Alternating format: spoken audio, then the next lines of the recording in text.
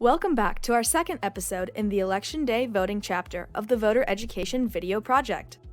We've talked about the identification procedures at check-in, and we've gotten you to the poll book.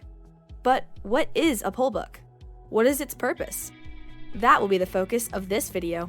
To understand poll books, you first have to understand that there are two different kinds of poll books, paper and electronic.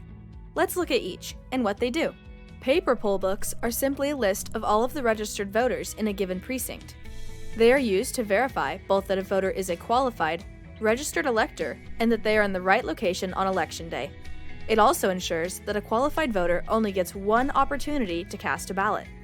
To limit voters to only one active ballot, a paper poll book reflects voters who requested an absentee ballot and either returned that ballot or has an absentee ballot still outstanding. If an absentee ballot has been returned, the voter has already voted. If the absentee ballot is outstanding, the poll worker will follow another procedure, depending on the jurisdiction, to invalidate or spoil the absentee ballot and allow the voter to cast an in-person ballot. In the same way, when a voter casts his ballot through early voting, the voter signs the poll book during early voting and shows as having voted before Election Day. This brings us to electronic poll books. E-poll books are simply an electronic version of their paper cousins. The advantage they have is the ability to quickly communicate to one another, making rapid changes to the status of an outstanding absentee ballot when they are being checked in on Election Day. For security purposes, they do not communicate directly to the registration database, but to a separate copy of that data. They also are completely isolated from the other processes that happen on Election Day, like the counting of ballots.